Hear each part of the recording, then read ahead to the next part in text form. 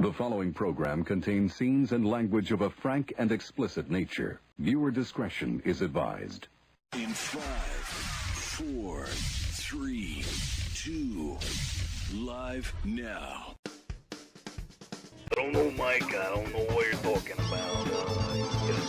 Hey, everybody, he's a macho savage. You're listening to Mike Trash, TrashTalkingRadio.com.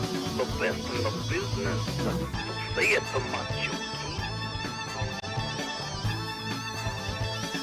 Wrestling fans throughout Radio Land, listen to Trash Talking Radio at TrashTalkingRadio.com. Every Tuesday from 7 to 10 o'clock, you hear guys like myself, the you Gandon Giant Kamala.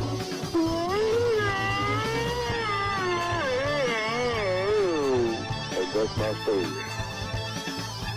You can hear words to describe that Trash Talking Radio show from 7 to whenever we get done is like using a screwdriver to cut roast beef. This is Spoonever Sean, the other half of the Rock and Wrestling Connection. That's the trashy one and the loony one together forever.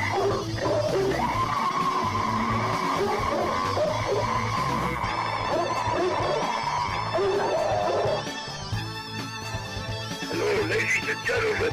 This is Ivan Koloff. I'm here to tell you about Mike Talking Trash. With the Trash 7 to 10. Tuesday nights, you got to listen in. It's the best around, the best in town. Alright, hey, this is the Animal, one half of the world famous take in the Road Warriors, Legion of Doom. If you know what's good for you, you'll listen to Trash Talking Radio, or else.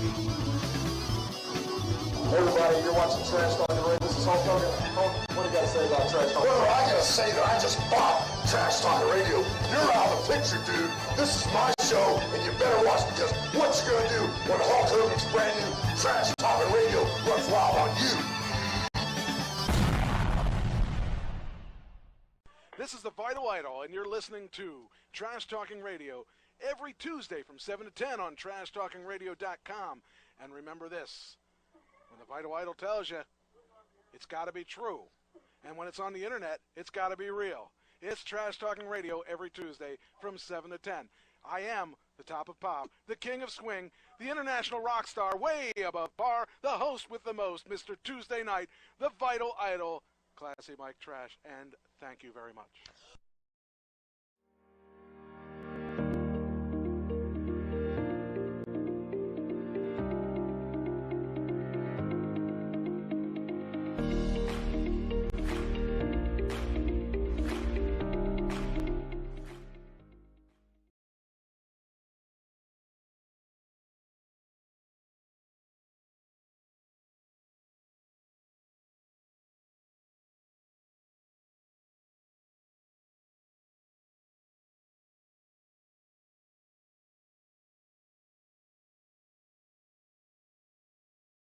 Try this again. All right, Trash Talking Radio Tuesday night. It's the best night of the week. Finally, got it. Now, let's see here. Oh, that's why. Okay, there I am. Couldn't find my link. All right, so, shows I know what I'm doing after all these years, 20 years of radio, and I still can't do it right. Hi, dog. What are you doing? How you doing, Doug? I am doing okay. I'm hurting. I went for a long bike ride today, and I'm in a little bit of pain. So if you see me crying or wincing, you'll know why. I could put special effects on there so you don't see it, so no one sees you cry. Hi, Ann. How you doing? Looks like you're the first to the table. Yeah, we're. Oh, what a week. What a freaking weird. So we had 4 deaths. Oh, I never did figure that out, did I? Oh, did I? Yeah, that is it. That's it. I got this new program that's going to make my life easier, supposedly. We're going to find out if it does or not. Happy shy anniversary, wherever she is. She is not down here now, so I guess it's 3 years I've had my dog. That's a great thing. Yeah, she's got me wrapped around her little paw, so anyway. Yeah, we got all kinds of things to talk about today. We going to talk about the a really interesting thing happened in Pittsburgh.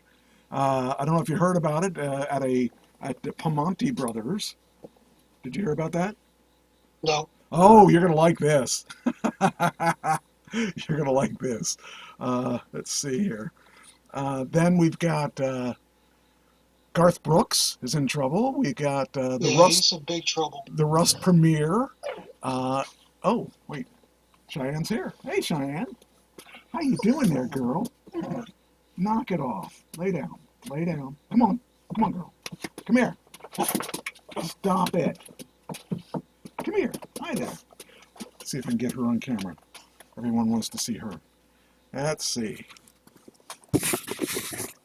There. Wait. Where's she at? Where? Not good at camera work. Where's she at? Hey, stop it. There she is. There she is. That's my girl. Yeah, what you doing, girl? It's funny, she finds, we start the show, and what she do? She finds our way down. She doesn't come down before the show.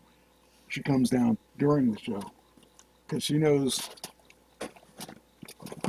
what she gets when she does that. So, I'm going to give this to you. Yeah. And I'll give you one, too, because you're a pain in the butt. Oh, wait, don't take there you go. I was going to say, don't take the new light down. That'd be sad if she took our new light. All right, anyway. So, yeah, we got all kinds of stuff to talk about. Who's the richest person in the world? And we've got, let's see, a band sold their catalog to Sony Music and made a lot of money, and so amongst other things. So I guess first thing we should do, let's see if I can figure out how to get out of this. Oh, no, that's not what I want. How do I stop that? There we go. So this is a new program I have. It's going to make my life hopefully easier. I guess we'll start with let's start with the obituaries. So we had 4 people die this past week, and you'll probably know every one of them. Well, there's one you may not know. So I'll start with him. Did you ever watch American Pickers? No. Okay, you probably don't know him then. So we'll start with him. Here we go.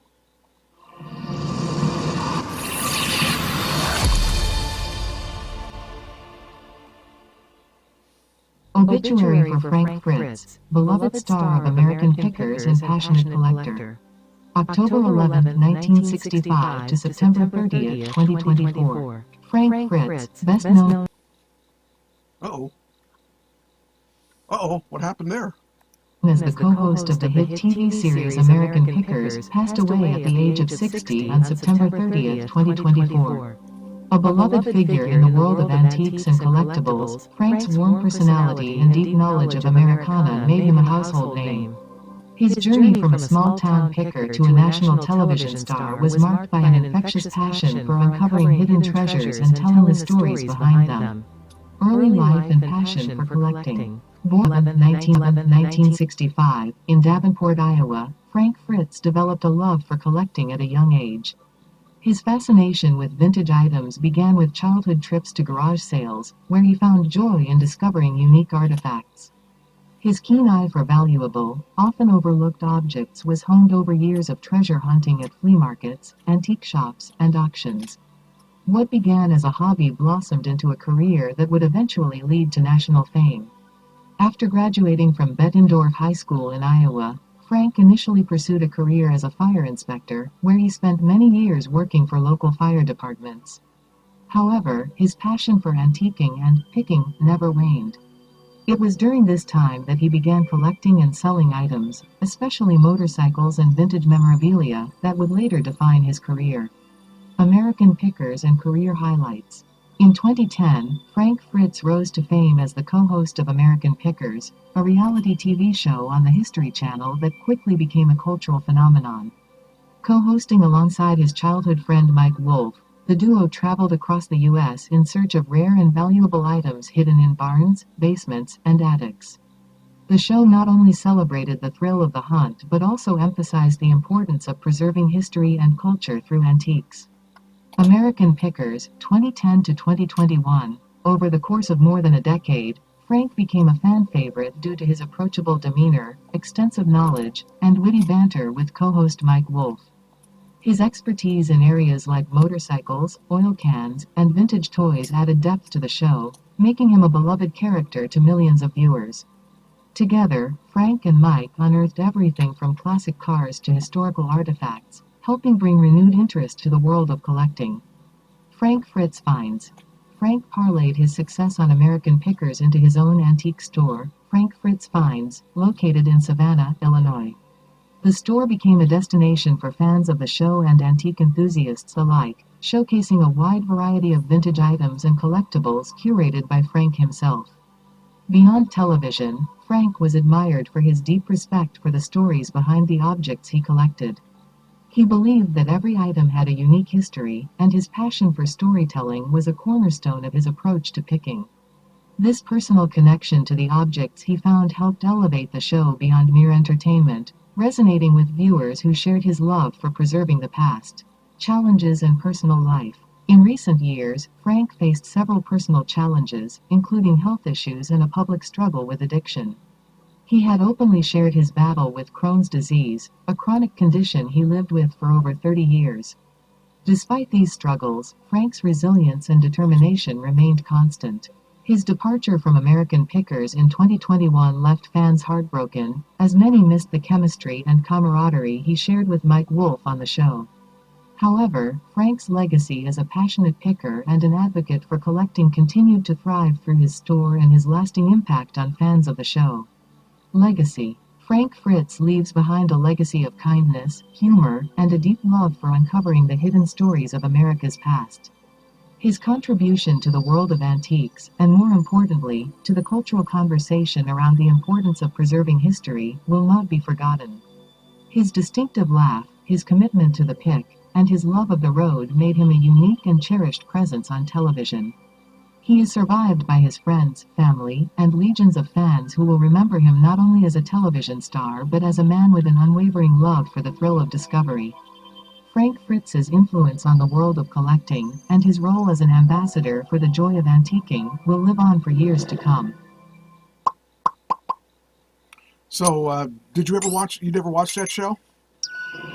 I know of the show. Okay. I knew he died.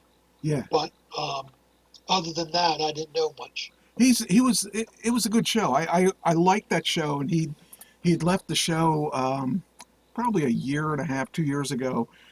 He was having problems he was addicted to some drugs and stuff and alcohol, and he died because of complications. I think that because he was doing so much abuse. I mean, he was only 60. That was sad. So it was kind of sad to see that happen. But it does happen, and that show's not going to be the same without him, because those guys, they look for these barns full of junk, and they just they want to go through it, and they offer the people. It's funny because I was watching one right before he came to the studio, and I don't watch it that often, but when I watch it, I like watching it. It's just that I a lot of times don't remember that it's on, but it's on the Pluto now, so I can watch it whenever I want because it's usually on for long periods of time. But they ran into this guy that had just moved into this. He just moved into this building. It was a police station, an ex-police station, and he had every room filled to the.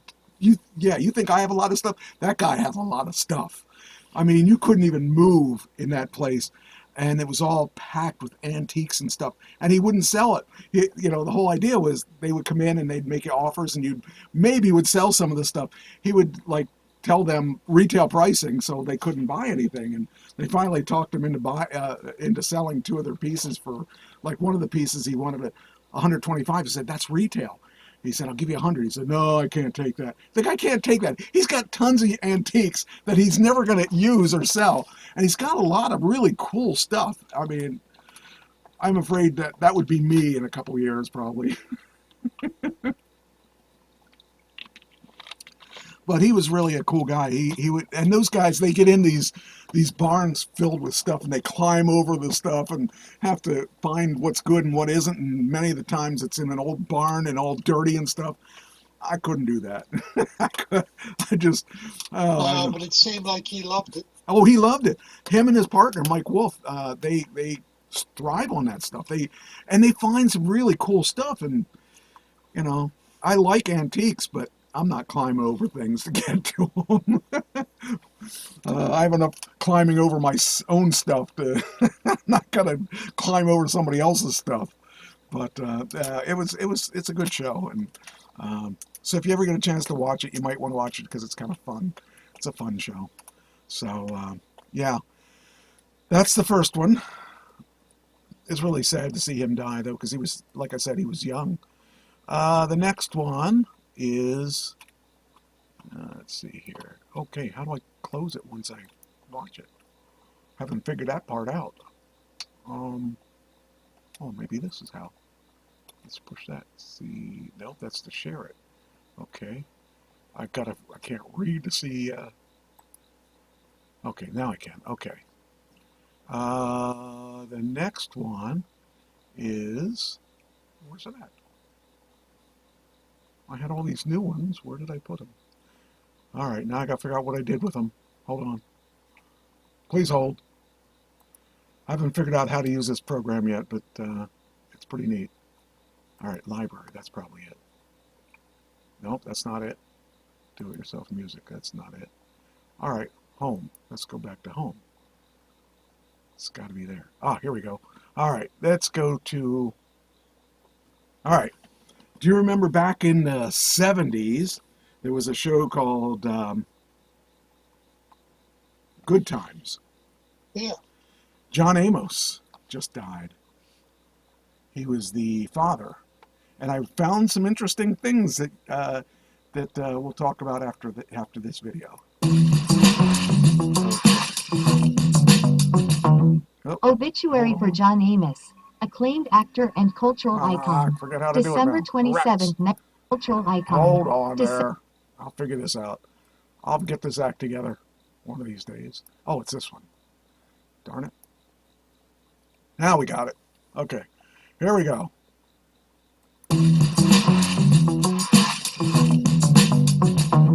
Obituary for John Amos, acclaimed actor and cultural icon. December 27, 1939 to August 21, 2024. John Amos, the beloved actor known for his iconic roles in Good Times, Roots, and Coming to America, passed away at the age of 84 on August 21, 2024. With a career spanning over 5 decades, Amos became a cultural icon through his compelling portrayals of strong, relatable characters that resonated with audiences of all generations. Early life and beginnings in acting. Born on December 27, 1939, in Newark, New Jersey, John Amos grew up with a love for performance, although his early ambitions were far from Hollywood. A talented athlete, he attended Colorado State University on a football scholarship and later pursued a professional football career, playing briefly with teams in the NFL and Canadian Football League. However, an injury sidelined his athletic aspirations, and Amos turned his attention to acting.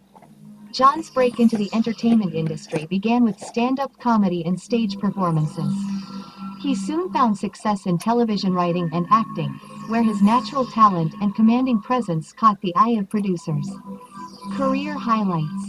John Amos's acting career truly took off in the 1970s when he became a household name through his memorable roles on television and in film. James Evans Sr. in Good Times, 1974 to 1976.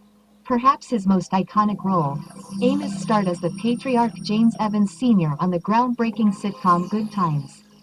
Playing the hard-working, no-nonsense father of a family living in a Chicago housing project, Amos became a symbol of strength and resilience, embodying a character who strived to provide for his family against the odds. His portrayal of a proud and loving black father resonated deeply with audiences and helped shape the way African American families were depicted on television.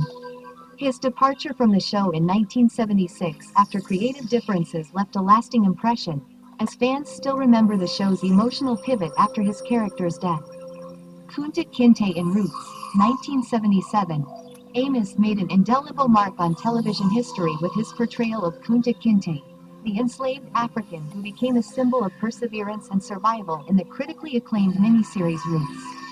Based on Alex Haley's novel, Roots was a cultural milestone, and Amos's portrayal of Kunta Kinte's adult years earned him widespread praise. The role remains one of the most powerful performances in television history and was instrumental in raising awareness about the horrors of slavery. Amos received an Emmy nomination for his work on the series, solidifying his place as a dramatic actor of great depth. Coming to America, 1988, 2021.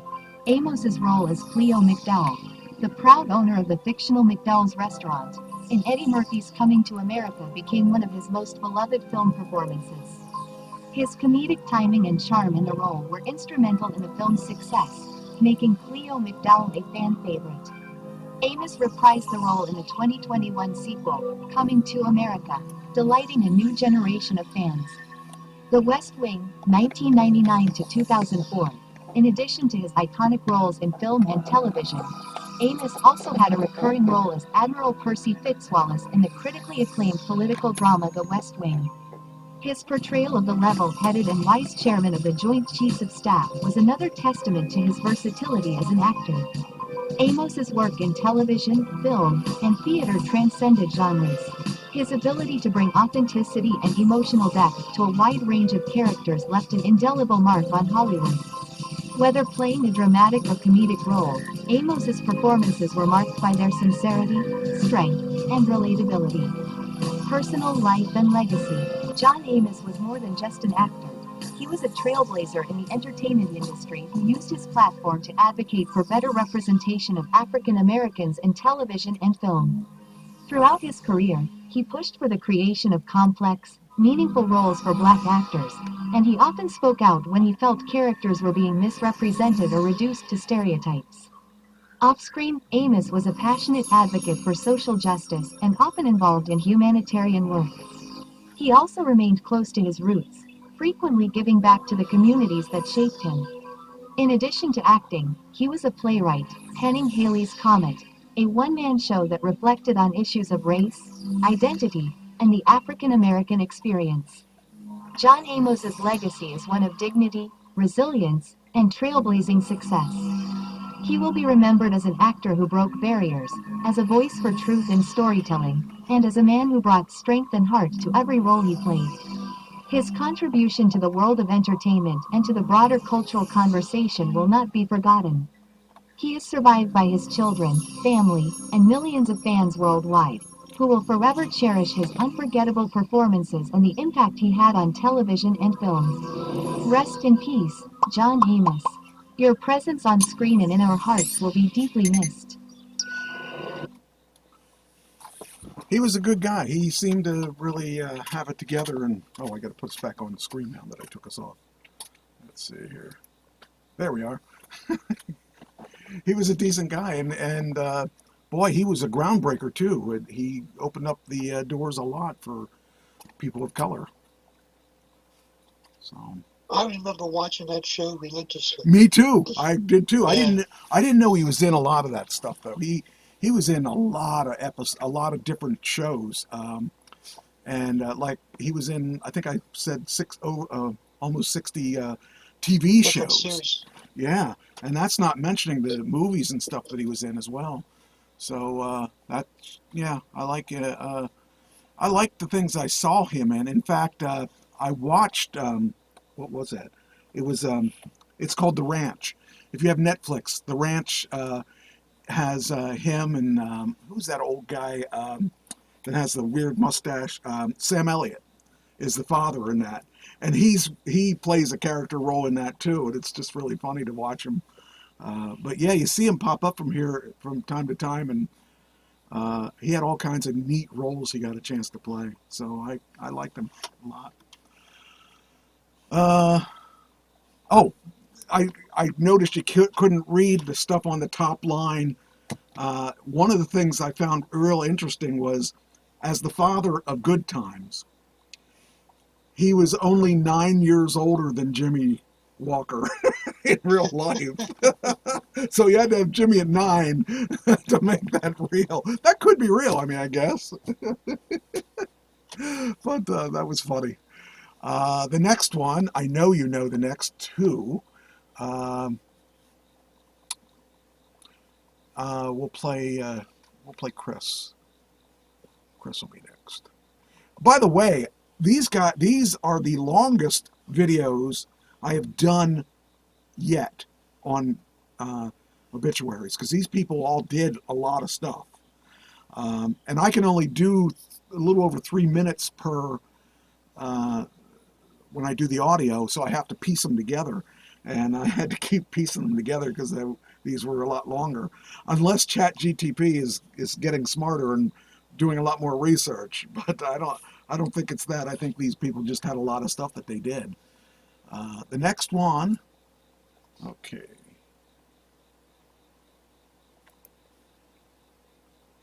I'll give you a hint on the next one, because I'm thinking you don't know who it is. Me and Bobby McGee. Okay. Does that mean anything to you? Yeah, it does. Who is it? Who sang it? Now. Besides Janis Joplin, who sang it? That's who I thought it was. Well, actually, he wrote that for Janis Joplin. And he dated Janis Joplin. He lost me. He outlived Janis Joplin by 40 years, but you know. Yeah. No, 50 years. Wouldn't that be 50 years? She died in 1970. Holy cow. That's a long time. All right. You'll get it. I know you'll get it. All right, here we go. Here he is. Stop. We're not going to let you start without me, because I know how to do it now. All right. Here we go. How do you like her? We got people in the right places. We got this video here. Hold on. Here she goes. Look at that trash talking. See? Isn't that nice? We need more Obituary like for that. Chris Christopherson, a Renaissance man of music, film, and heartfelt songwriting, June 22, 36 to September 28, 24. Chris Christopherson, a legendary figure whose influence stretched across music, film, and culture, passed away at the age of 88 on September 28, 2024. Known as a trailblazing singer-songwriter, actor, and country music icon, Christopherson's legacy is one of artistic brilliance, fearless authenticity, and profound storytelling. Born in Brownsville, Texas, on June 22, 1936, Christopherson led a remarkable life that bridged multiple worlds. From Rhodes Scholar and military officer to one of the most influential songwriters in the history of American music. His work transcended genres, and his songs became the soundtrack of a generation. Early life and career. After graduating from Pomona College and earning a Rhodes Scholarship to Oxford University, where he studied literature, Christopherson's path seemed set for academia or public service. He joined the U.S. Army, rising to the rank of captain, and became a helicopter pilot, but music continued to call to him. In 1965, he made the daring decision to leave his military career behind, move to Nashville, and pursue songwriting full-time. Though his early days in Nashville were a struggle, Christopherson's persistence paid off as he began to pen songs that would become timeless classics. With his gravelly voice and heartfelt lyrics, he carved out a unique space in the country music world. Music career highlights. Christopherson's influence on country music is unparalleled, with a catalog of songs that have been covered by countless artists across genres. His songwriting was marked by introspection, vulnerability, and a raw honesty that resonated deeply with audiences. Me and Bobby McGee, 1969. One of Christopherson's most iconic songs, Me and Bobby McGee. was made famous by Janis Joplin's rendition and remains one of the greatest songs in the American music canon. Sunday Mornin' Comin' Down, 1970, a somber, reflective song that encapsulated the pain and loneliness of everyday life. This song became a huge hit when Johnny Cash recorded it, winning Kristofferson ACMA Song of the Year award. Help Me Make It Through the Night, 1970. This deeply emotional ballad, recorded by Sammy Smith, won Kristofferson a Grammy Award and further solidified his reputation as one of the finest songwriters of his generation. For the Good Times, 1970, recorded by Ray Price, this tender song of love and loss became another smash hit and was named Song of the Year by the Academy of Country Music. Why Me, 1973, one of Kristofferson's most personal songs, Why Me, was a gospel-inspired ballad that showcased his spiritual side and became the biggest hit of his career. Kristofferson's albums, such as Kristofferson, 1970, and The Silver-Tongued Devil and I, 1971, became staples of the country music genre, and his songwriting continued to evolve as he collaborated with legendary artists like Willie Nelson, Johnny Cash, and Waylon Jennings. Together, they formed the iconic outlaw country group The Highwaymen, which became a force in country music through the 1980s and 90s. Film career. In addition to his music, Kristofferson was an accomplished actor, earning critical acclaim for his roles in films that showcased his rugged charm and introspective nature. A Star is Born, 1976, starring alongside Barbra Streisand, Kristofferson's portrayal of a fading rock star earned him a Golden Globe Award for Best Actor and solidified his status as a leading man in Hollywood. Pat Garrett and Billy the Kid, 1973, directed by Sam Peckinpah, this western saw Kristofferson star as Billy the Kid, and his performance became one of his most celebrated roles. Alice Doesn't Live Here Anymore, 1974, in this Martin Scorsese-directed film, Kristofferson played a supportive love interest, showcasing his range as an actor beyond the archetypal tough guy. Heaven's Gate, 1980. Though the film was initially a critical and commercial failure, Kristofferson's leading role in this epic western earned him respect for his dedication to ambitious, unconventional projects. Blade Trilogy, 1998 to 2004. In a surprising turn later in his career, Kristofferson became beloved by a new generation of fans as the grizzled mentor, Whistler, in the Blade Trilogy, alongside Wesley Snipes. Awards and honors. Throughout his life, Kristofferson received numerous accolades for his contributions to music and film. He was inducted into the Country Music Hall of Fame in 2004, won 3 Grammy Awards, and received the prestigious Johnny Mercer Award from the Songwriters Hall of Fame in 2006. His contributions to both country and popular music remain a benchmark for aspiring songwriters and musicians. Legacy and personal life. Kris Kristofferson's legacy is one of profound artistic achievement and fearlessness in the pursuit of his passions. He lived life on his own terms, unafraid to break away from conventional paths and explore the depths of his creativity. His music resonated with fans across generations, offering a window into the soul of a man who was unafraid to lay bare his emotions. He is survived by his wife, Lisa Myers, and his children, who were an integral part of his life. Beyond the awards, the accolades, and the artistic legacy, Kris Kristofferson will be remembered for his humanity, for the heart and soul he poured into every note and every role. The world has lost not just a great artist, but a man whose contributions to music, film, and culture will continue to inspire for generations to come.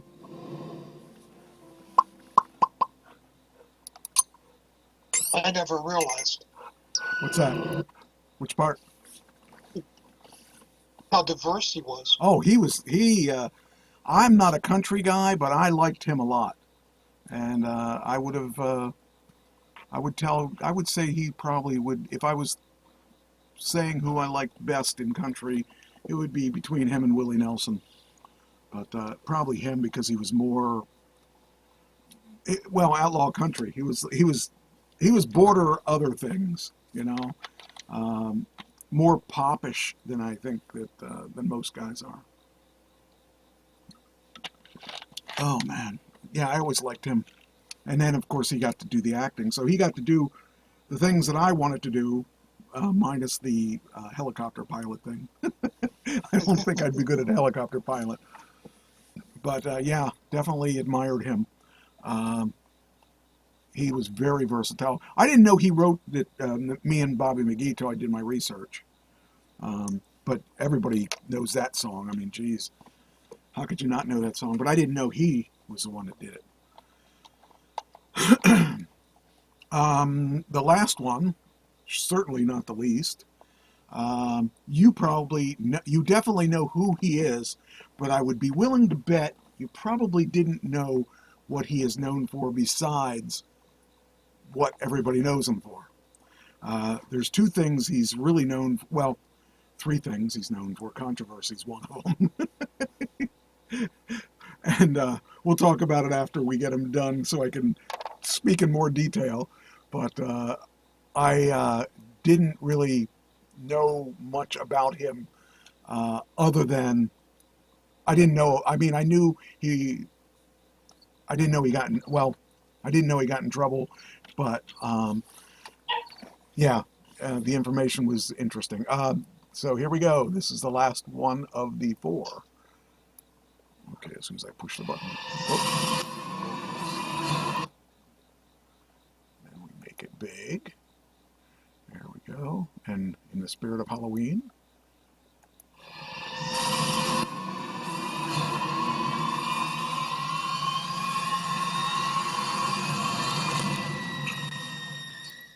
Obituary for Pete Rose.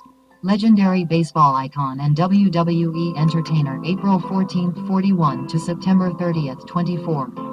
Pete Rose, one of the most prolific and controversial figures in the history of baseball, passed away at the age of 83 on September 30, 2024, known as Charlie Hustle, for his aggressive and energetic style of play. Rose leaves behind a legacy that includes both unparalleled achievements on the field and a complicated off-field history. Born in Cincinnati, Ohio, in 1941, Rose's passion for baseball emerged early, and it would define his life for decades to come. He began his professional career with the Cincinnati Reds in 1963, marking the beginning of one of the greatest careers in Major League Baseball, MLB, history. Over the next 24 seasons, Rose would go on to set MLB records that still stand today. Career highlights. Pete Rose's baseball career is a testament to dedication, perseverance, and unparalleled skill. He remains the all-time leader in hits, 4,256, games played, 3,562, and at-bats, 14,053. A versatile player, Rose played multiple positions throughout his career, including first base, second base, third base, and all three outfield positions. His adaptability on the field made him an invaluable asset to any team. All-time hits leader, 4,256.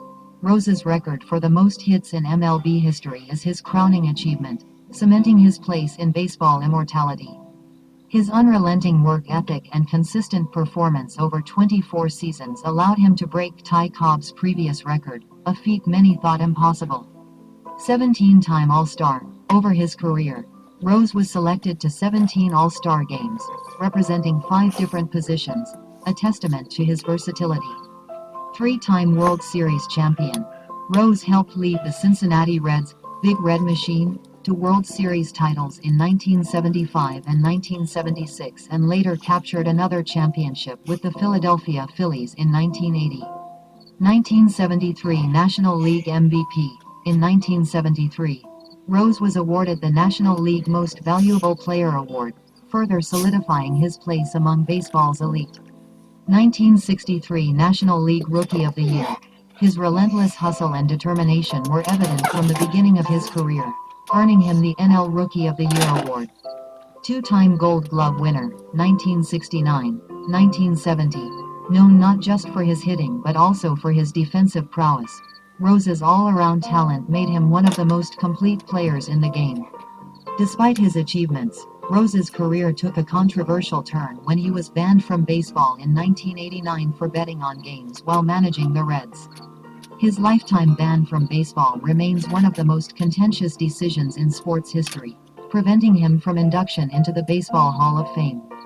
Despite this, Rose remained a beloved figure for his fans, known for his relentless hustle and love of the game. WWE involvement. In addition to his baseball career, Rose also made a memorable impact in the world of professional wrestling. Beginning in 1998, Pete Rose became a recurring figure in World Wrestling Entertainment, WWE, adding a unique chapter to his career. His first appearance came at WrestleMania 14, where he was involved in an ongoing comedic feud with wrestler Kane. Rose's antics, which included dressing in disguise and attempting to attack Kane, provided fans with some of the most memorable celebrity moments in WWE history. Despite being on the receiving end of several tombstone piledrivers from Kane over the years, Rose embraced his role with enthusiasm and humor.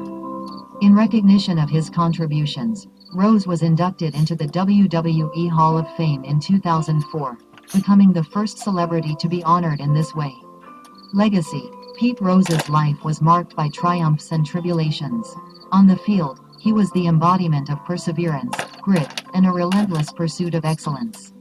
Off the field, his controversies cast a shadow over his storied career, but they could never completely eclipse the magnitude of his accomplishments. He is survived by his children, grandchildren, and countless fans who admired his dedication to the sport of baseball and his ability to entertain across multiple arenas. Pete Rose's legacy is a reminder that greatness and complexity often go hand in hand, and his name will forever be synonymous with the passion that defines America's pastime. All right. I bet you didn't know he was in the WWE, did you? Yes, I did. Oh, did you? I did know that. Oh, okay. I kind of figured you didn't. I didn't think that would be something you knew, but yeah, he did. I've read about him and I've watched documentaries. Yeah. He living in Cincinnati. Yeah. You know, they have streets named after him. Yeah. And being a Philadelphia Phillies fan, although they're getting crushed 6-0 at the moment, he led us to the 1980 World Series. He put us over the edge. We could not defeat the LA Dodgers. Yeah. And after 3 tries, he got us over the edge. It was him. Yeah. And he should be in the Hall of Fame. I don't know. He should be. Yes, I agree with that. He should be. I don't know. He admitted what he did. He paid his penance. Yeah, he was banned from the stupid sports. I mean, geez, how much worse can it get? I mean, why do they should just, I don't know. It's sad to see that they, never really, they couldn't appreciate what he did. Yes, he did something wrong. We all do things that are wrong, but just, it's sad. I mean, a lifetime ban is pretty severe. Yeah, that's pretty bad. For things that other people do too. Yeah, yeah. Well, they made an example of him. Yeah, it's a shame, but that guy. I thought it was funny because whenever he would come out, and at one time he came out in a chicken outfit, and you couldn't tell it was him. And Kane grabbed him by the neck and took his head off, and it was him. It was just, you knew it was going to happen because every year at WrestleMania, he got a nice payday for it, I'm sure, because, he got pile driven and stuff, and at least he was okay. It was funny, though, because I just, I wasn't a big baseball fan, but I, of course, knew him because he was a household name, and so he was like Hulk Hogan is to wrestling, everyone knows who he is. That's right. So that was sad. So we can go on to the news now. Well, I have a question for you. Yeah, hold on. Go ahead. Drew McIntyre, did he get injured the other night? Did he get injured? Lacerated face? He did actually. Yes, they did. There were a couple people that they got injured. I think. I think Rhea also got injured, and Punk actually got injured,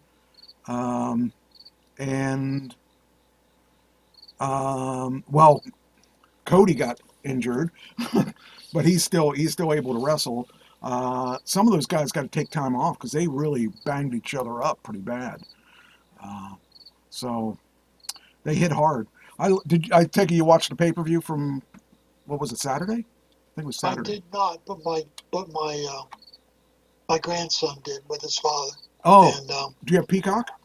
It was a national news about McIntyre. Oh yeah, well boy, I'll tell you what, him and Punk really went at it, and I don't think they could have gotten any tougher on each other. They were beating the living daylights out of each other.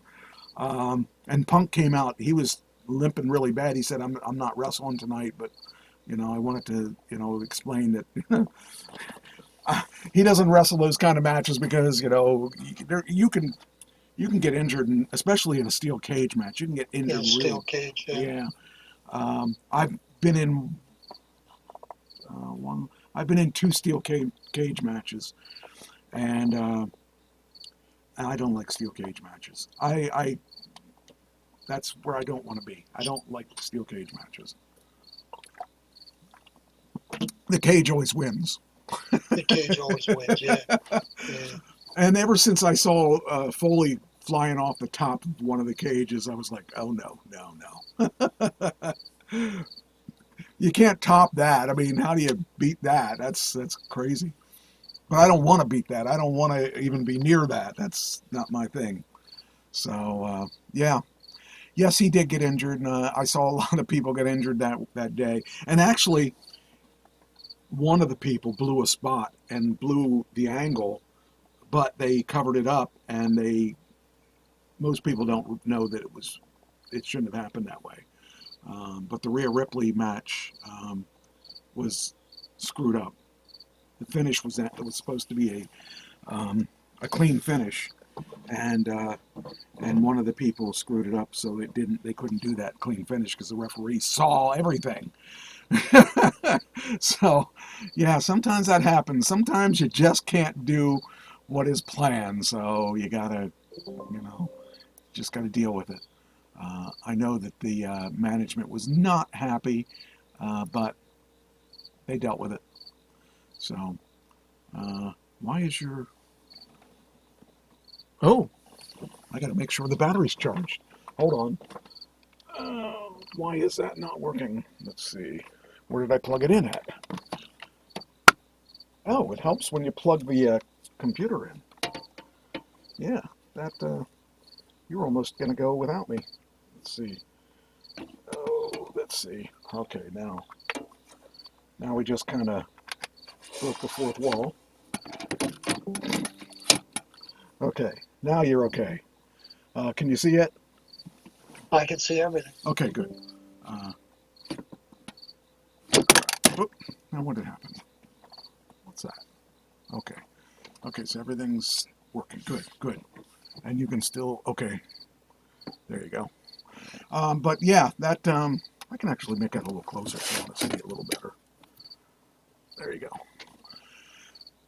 Yeah, anyway, that's the first time I saw a blatant mess up. I mean, I watched that and I said, I bet you that wasn't supposed to happen. And I was right. Did he get hit in the face with a tool chest? With a, not the whole chest, with a wrench. With a wrench. Yeah. Okay. Oh, that was brutal. I'm telling you, that match was brutal. They wanted it to look good. It looked real because it was.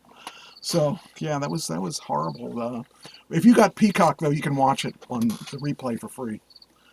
So okay. All right. So all right, we got lots of stuff to talk about. So you didn't hear the thing about J.D. Vance, right? What about him? There's a couple things about him. All right, this is the one I was talking about earlier.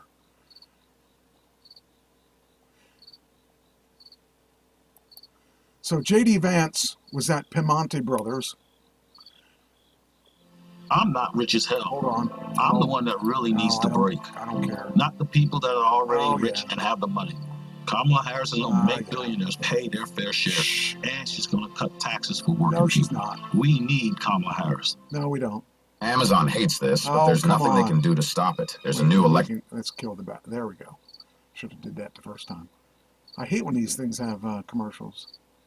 This is really interesting from the point of view of if you had okay, I guess I need to ask you, if you had a business and you didn't like someone, say you had a restaurant business and you didn't like someone coming into your restaurant,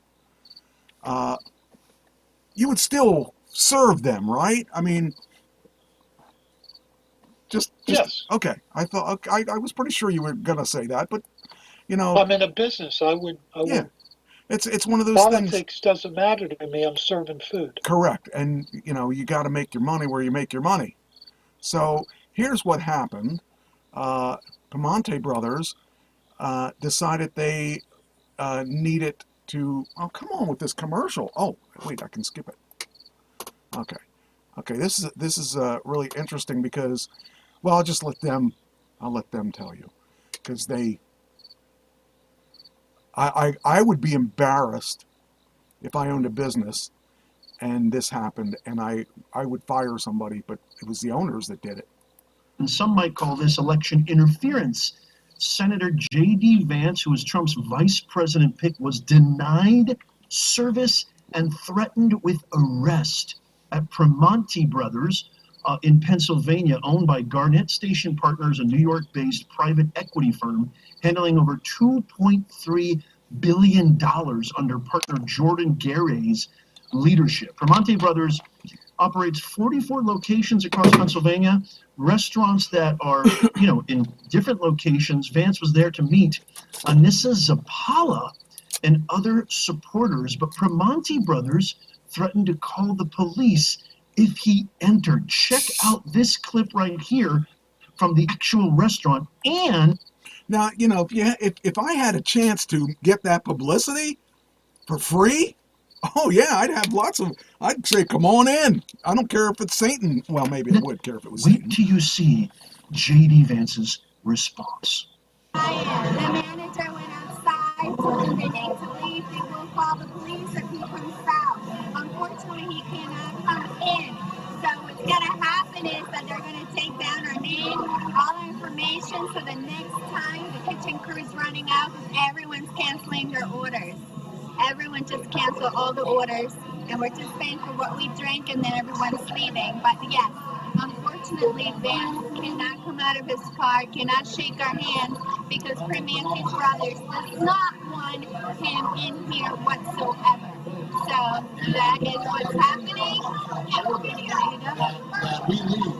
Yep. We are now banned from Primanti Brothers. Yep. Terrible. So there's the VP. This is as close as we're going to get to him.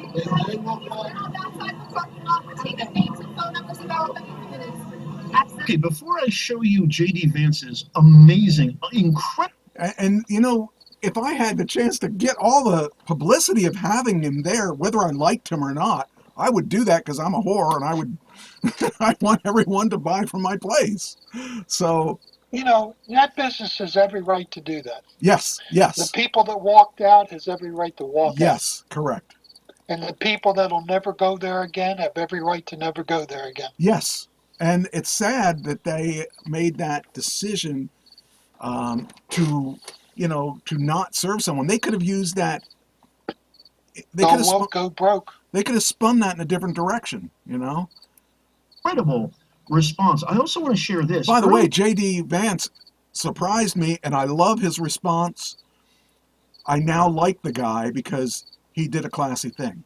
Here this week, a similar case of political bias unfolded when Airbnb evicted election workers from a Pennsylvania property upon learning they were Republicans. What is happening in our country, Nez Nation, my fellow Americans, when businesses are discriminating based on political beliefs and viewpoints? I mean, I don't remember this ever happening, not even like 20, 30 years ago when I was a kid, but even 10, 15 years ago. Like, why all of a sudden? And by the way, this is the same restaurant, the same exact restaurant that asked customers to leave because Kamala Harris wanted to do an event there. So obviously Primanti Brothers seems to have a definite specific leaning towards perhaps a left-leaning political ideologies and viewpoints. They actually asked people to leave because Kamala Harris wanted to do an event there. I mean,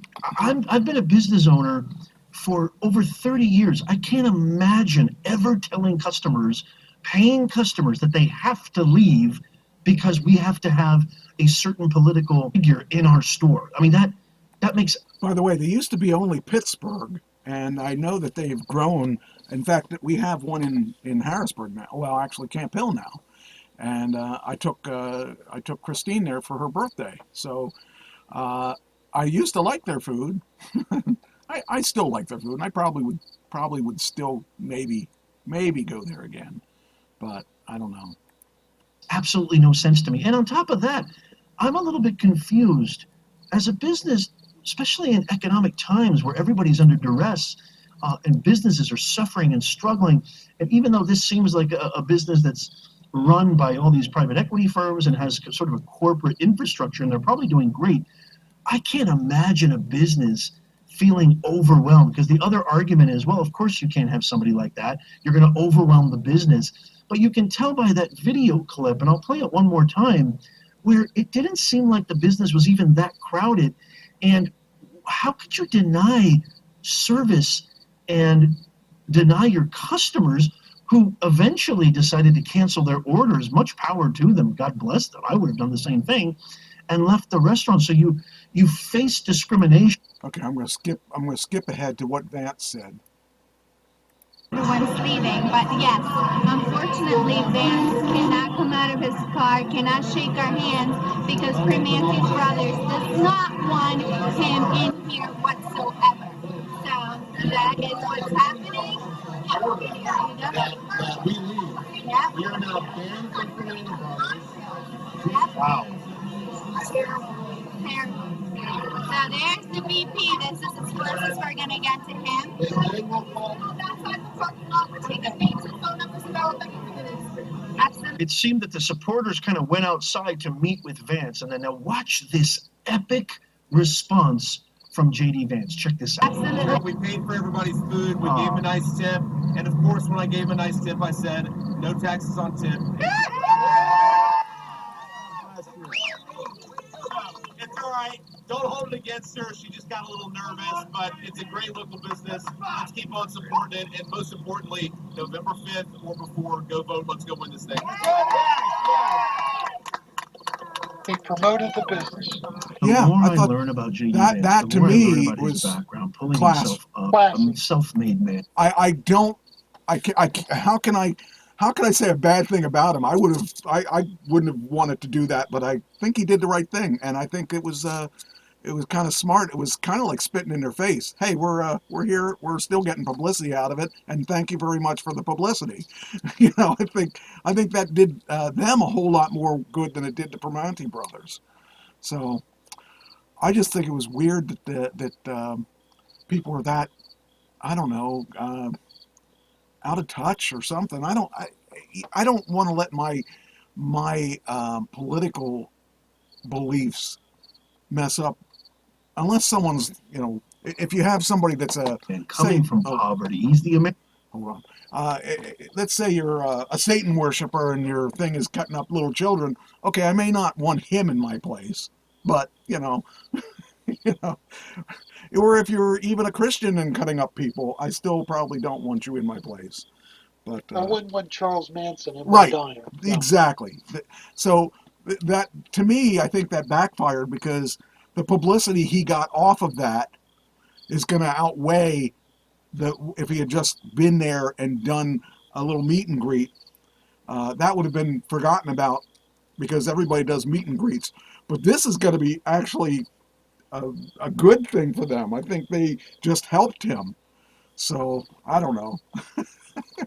Well, like I said before, go woke, go broke. A lot of people are figuring that out. And it's hurting businesses. I know a lot of businesses are cutting DEI programs out of their corporations because of go woke, go broke. What's a DEI program? It's to make sure that minorities get an equal and fair shake. Okay. But it's past that. It's for minorities to get above equal shake. It's equity. Okay. And that's the problem. It isn't that they want equal equity. It's that they want more than equal equity to make up for years of being minorities. And that was a big thing. All businesses were in it. Most businesses are in it. And now many, many businesses. It's diversity Equity and Inclusion, DEI. Okay. Wow.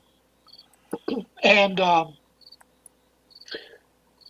you know, Kamala Harris is a DEI hire. Okay. Yeah.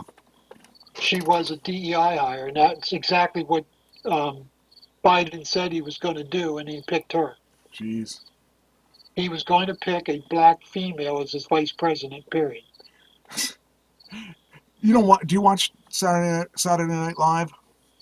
Not anymore, but I can go on YouTube and get stuff. Yeah, I heard they probably pretty much raked Kamala over the coals. Oh, they did, and same with Biden. It was, and she called him Jabiden.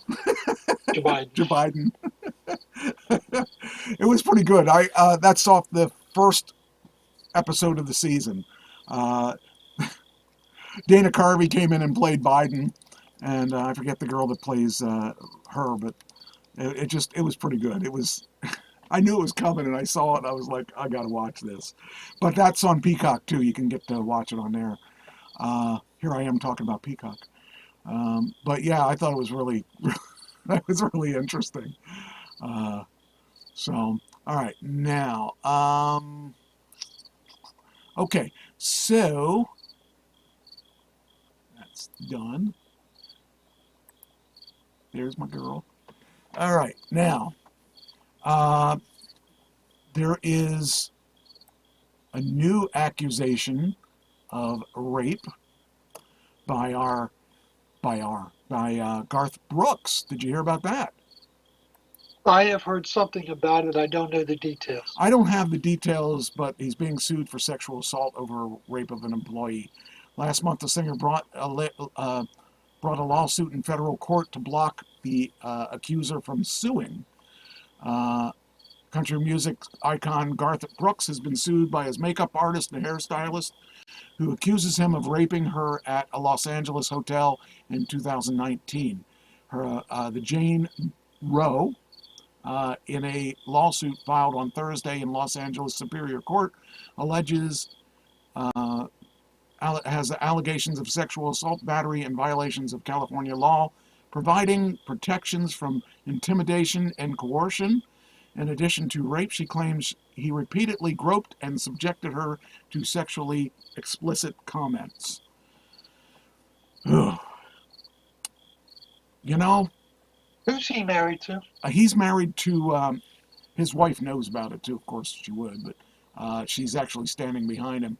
I actually don't know. See if it says here. Let's look.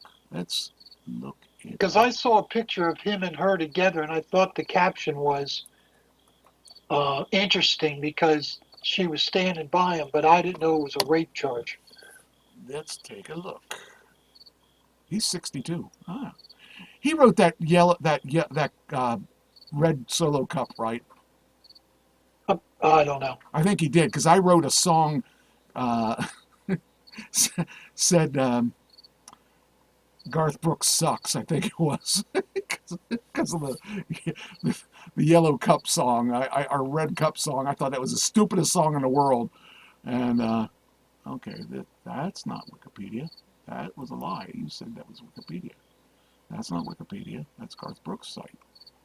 I'm just kind of curious if, there we go. There we go. Garth Brooks. Here we go.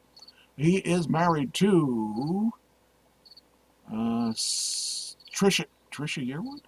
Really? Oh, okay. And she's standing beside him? Yeah. Yeah. Wow. I'm actually, Well, you know, some people are looking for money. But Yeah. I have no idea Yeah. if he did it or not. I want to see if that is his song or not. If it is, I might have to dig out that song I wrote in response to his songs. He might not have been the one. Why don't I just say, who wrote that song? That would probably be better. Be quicker. AI will tell you. Yeah. I don't have an AI open on this. Who wrote Red Solo Cup? Oh, Toby Keith, that's right. Okay, Toby Keith. So the name of the song was Toby Keith Sucks, is the one that I did. I'll have to play that for you sometime. I was so mad, and I was so mad that he got so much money off of such a stupid song, and I have songs that mean something, and I'm not making money off my songs. So I wrote a song called Toby Keith Sucks. And it goes to the music of Red Solo Cup. So there he goes. See, I could write a better song than him. My song tells you the truth. Anyway, yeah, so, yeah, I wonder what's going to happen with that, but, yeah. No, he's in trouble. Yeah, I don't know. It's hard to say. I mean, okay, so, go back to this here. Let's see here.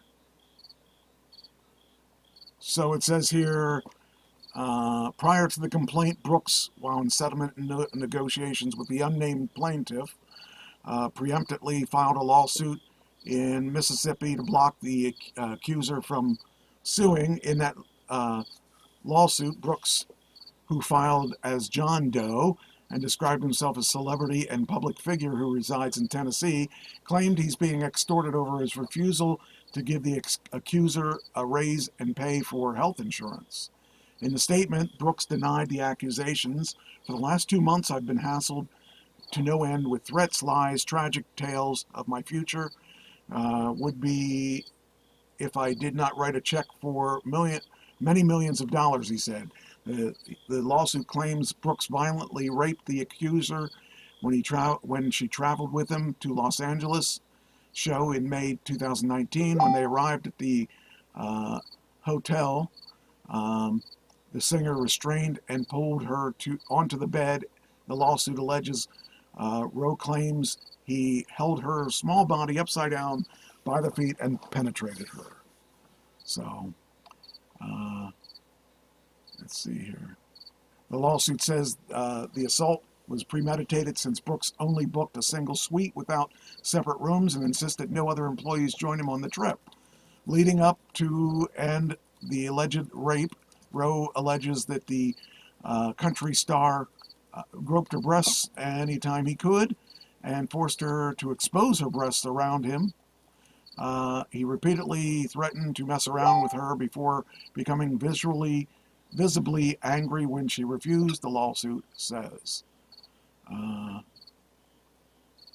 Let's see here. And so I don't know. I would believe him, but I don't know. Guess rich people are targets. Yeah.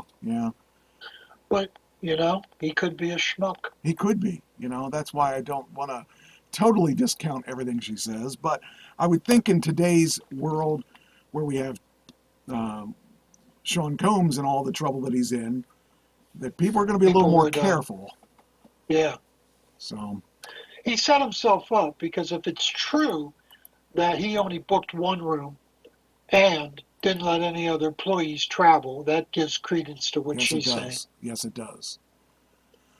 All right, Rust is world premiere for Rust is set to be next month or maybe this month in Poland at the Camera Image Festival in Poland, 3 years after the on-set shooting death. So yeah, that's they're going to actually replace. I would say if that was me, and I was being accused of part of what he got accused of, I think I would have thrown the film away because you already lost money on it. Just give it up. Don't remind people that film's even out there, But he's crazy enough to actually release the film. I guess he wants to recoup some of the money, but I don't know that he did the right thing. I don't know if he can recoup the money. Are people going to go see it out of novelty? Yeah, I don't think I'm going to go see it. And I like movies, but I don't know. I think the biggest thing I have is that what goes around comes around, and he made all this publicity against Donald Trump with when he was a Saturday Night Live guy that would go on there and do all the Donald Trump skits, and tried to make Trump look bad. And what goes around comes around. It's now he's in all the trouble, and now Trump's out there campaigning to be president again. I think you don't see him surging. Yeah. And surging. Anyway, so they're gonna, I guess, release that film. I wouldn't have, but that's just me. I would have just walked away from it and made another movie of something totally different from westerns. Maybe made a space movie. Did he sink his own money into this Yeah, project? he was the executive producer. He sunk his own money Yeah. into it. Okay. That's why he could be sued too, because not only did he, shoot her, but he was the executive producer. Yeah. So he got hit from that side. I seem to remember I might have another article. Hey, stop it! My crew is fighting. Maybe I don't have another. I thought I had another article about that. Nope, I don't. Okay. Next thing. Who do you think the top 3 people in the world are for money? Who are the 3 people that are the richest men in the world? Zuckerberg, Musk, and Bezos. Well, you got them. Now, what order are they in? Musk is number 2, Zuckerberg's number 1, and Bezos is number 3. You couldn't have possibly got that any more wrong.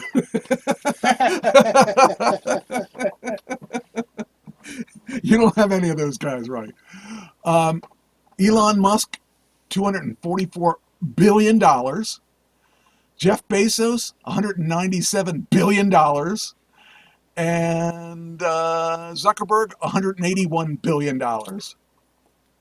Musk, I heard that Zuckerberg caught up to Musk. No, that's why I said what I said.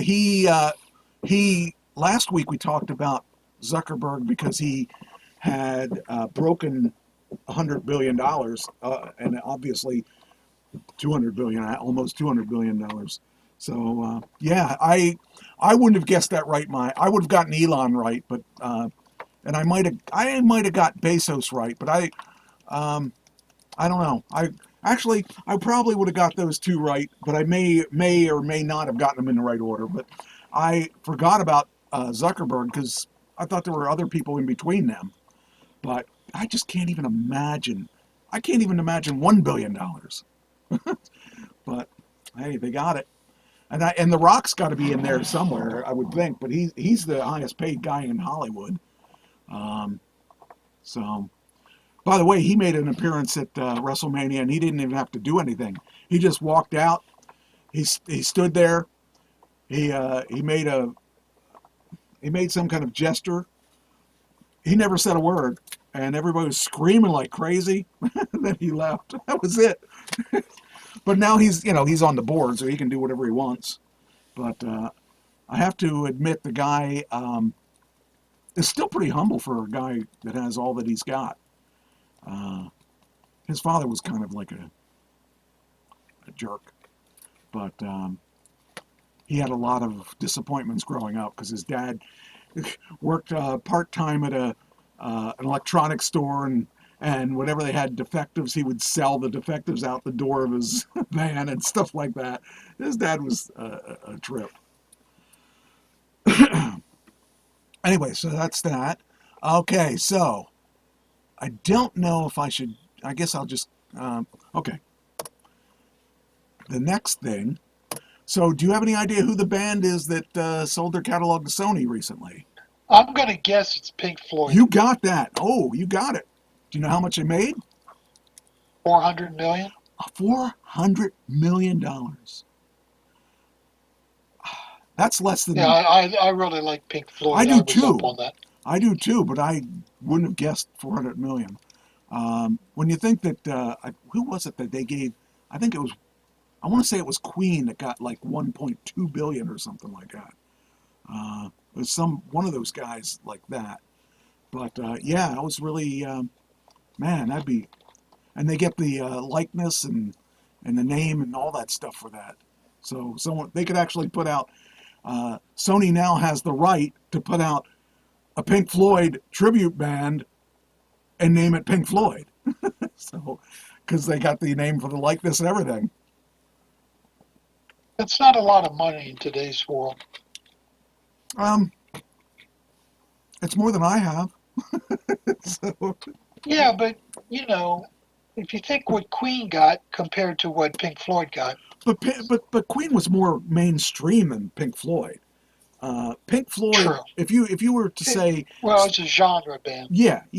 And like a lot of Pink Floyd, you have to really like Pink Floyd because they were so diverse. One time they may be like 60s rock, then one time they may be, like The Wall. They weren't mainstream enough to get. Yeah, but they still are each going to get a million, 100 million each or more. So yeah. Well, and they're all too old to keep. If I went to one of their concerts, I don't remember, but it would have been my favorite concert. I saw their concerts on film. Well, one of their concerts, I saw The Wall, and I would have liked to have seen that. But you have to appreciate the art that Pink Floyd was. The thing about Pink Floyd is they were so diverse they were almost bad for themselves, because if you go to see Cream, for instance, they're going to be a certain genre all the way through. Pink Floyd didn't stick to any one genre, whereas if you're going to see Queen, you're going to see a super band that was diverse enough, but yet smart enough that it's timeless. A lot of their music is timeless. When you hear Another One Bites the Dust, when you hear all that, when you hear Best Friend and all that, they don't age. And Pink Floyd doesn't age either, but it's too diverse, for a different reason. Yeah. Well, for a different reason. Yeah. I got an 8-track with Dark Side of the Moon, and I wore it out.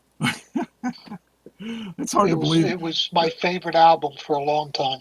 Yeah, well, I love that. I love that album. I like The Wall better now, but I really love Dark Side of the Moon. Dark Side of the Moon was awesome. I think that, that may be, I think Wish You Were Here is my favorite album. But I liked Wish You Were Here, Animals, and Dark Side of the Moon a lot.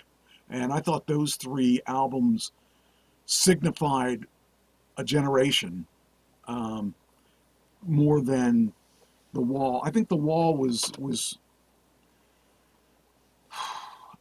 I mean, The Wall, I can't say nothing. I can't say anything bad about The Wall, because The Wall was different. That was the one that broke them through to the mainstream. Yes. So I would say. But it's the most different one. Yes, and that was where. Because on the flip side, there's some strange stuff in there. That's where Roger Waters went over the edge. I mean, that truly was difficult, I think, for him, because he had to tackle a lot of demons for that album. So, yeah, and plus the album, that album was the piece that probably broke up the band. I mean, they did have albums after that, but I think that one was the one that he took over and became controlling, and I think that's one of the parts that destroyed the band. So, I think they're all excellent musicians, and I definitely like them a lot, but I think once Roger Waters left the band, it wasn't the same band. So the dynamic that they had was different. So a shame, a real big shame. All right, Joker 2 bombed at the box office, which is sad because Joker 1 was so good. I really want to see Joker 2, but yeah, it's the they're not going to have a Joker 3 because of Joker 2. Joker 1 broke $1 billion. So what made it bomb, Mike? Good question. I didn't see it yet, so I don't really know. I'm kind of disappointed.